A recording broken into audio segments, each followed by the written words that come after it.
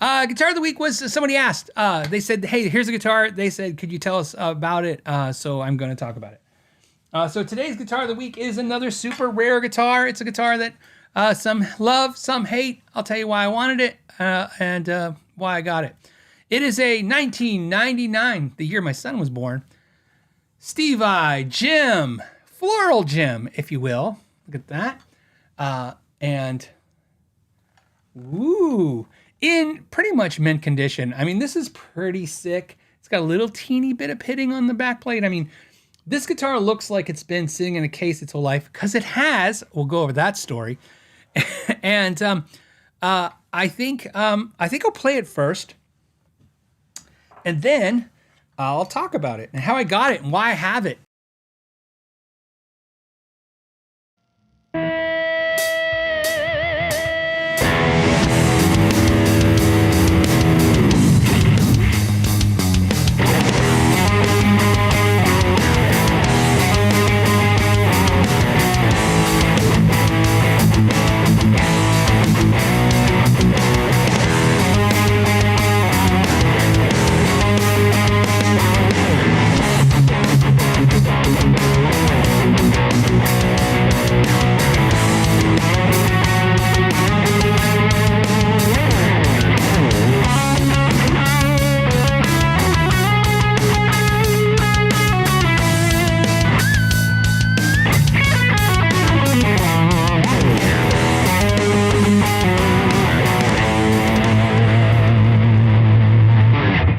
All right, let's go to that neck position.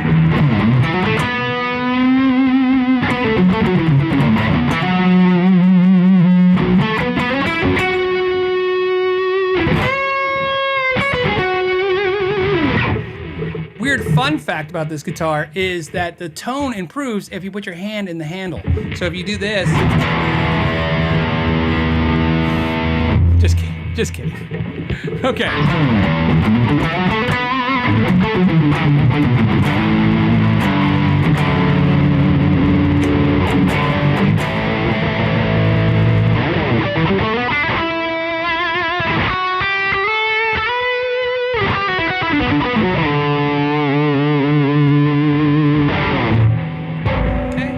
Let's go to the clean channel for those that want the clean.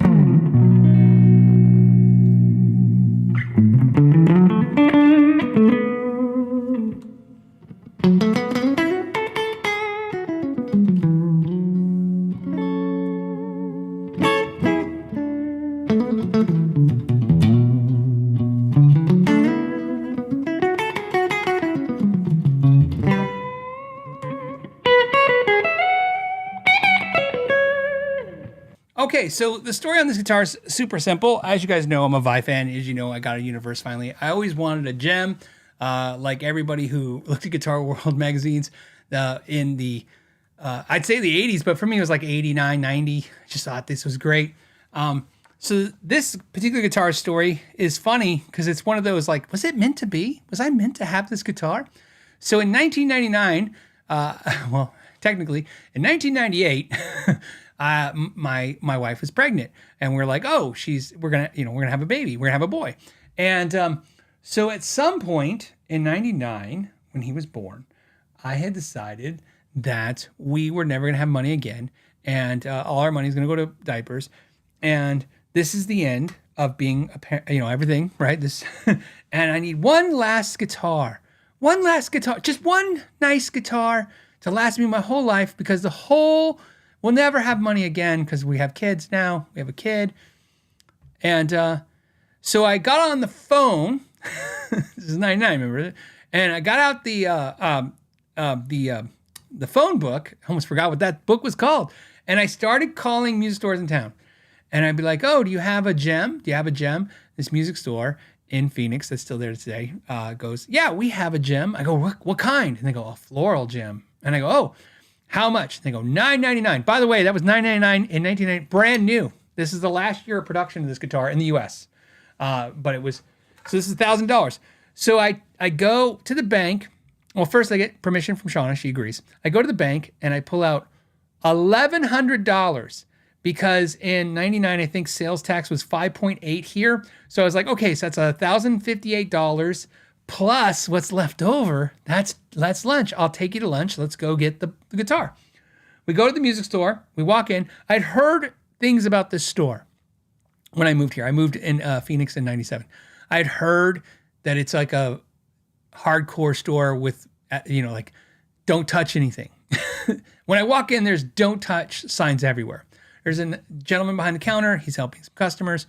I see the guitar and I go, okay, let's buy it. And you're going to notice a weird trend. This is almost like a universe story, right? Except for this was a little different. So while we're waiting for the guy patiently, I see a Washburn used bass guitar for $149. And I think, oh, my buddy Jim wants to learn to play bass. I can teach him bass. This would be a great bass for him.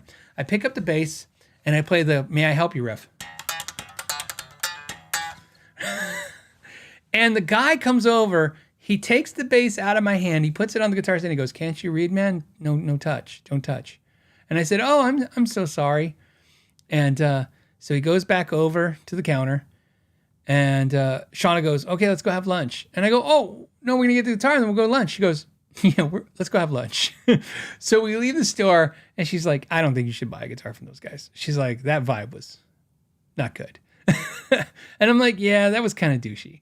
And so we go have lunch and it was a little bit of a mix. It was like, yeah, that wasn't a pleasant experience. And maybe I don't need $1,000 guitar. So fast forward to a few years ago, I would say 2014, 15, maybe 2015. My buddy Joe, you guys know Joe. He's been in a couple of videos. He was in my Sam Ash video. My buddy Joe and I were talking, and he was teaching at my lesson academy. And one day I said, oh, I always wanted a gem. And he's like, yeah. And I go, a floral gem. And he goes, I have a floral gem. I said, you have a floral gem? He's like, yeah. And I go, where's that? And he goes, oh, it's in a guitar case under my bed. I goes, I've never played it. And I go, you've never played it? And he goes, well, it was a gift from my parents for my wedding. And it just reminds me of my ex-wife.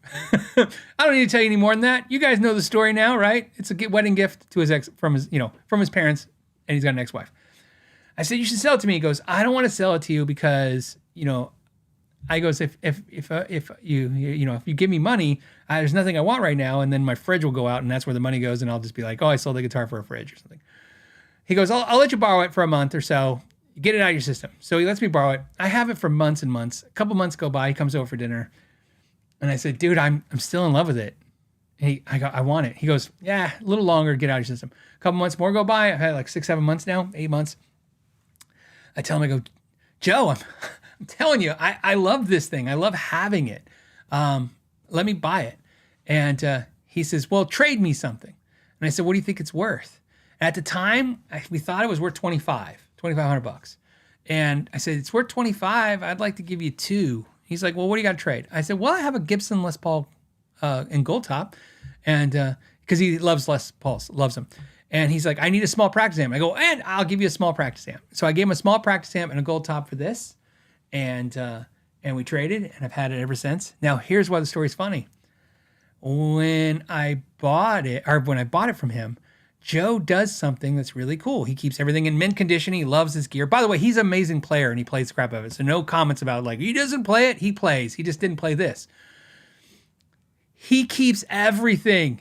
He has every receipt. So he shows me the receipt. It's from that store a month later after I was there. And we figured it out. This is the guitar. This is the same guitar. This is the guitar that I didn't buy. So it was meant to be. It's kismet. It's here. How could that, right? That's a crazy story, right? What are the odds of that? So we got the guitar. So you guys know I love this guitar. They've gone up a ton of value. I have no plans to ever sell it. Like I said, my kids can sell it one day.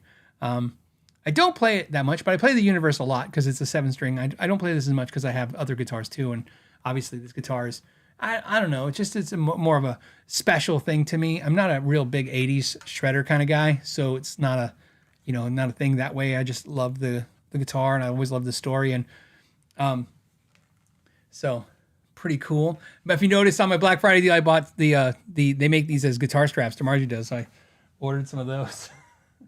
So yeah, that's the story. I always think like, what would ever happen? It's not. Don't worry. I go, what happened if you ever got back together with that ex-wife? And then I could be like, oh, I can sell you the guitar back. You can. Just kidding. So yeah, so that's the story behind that guitar. It was really crazy.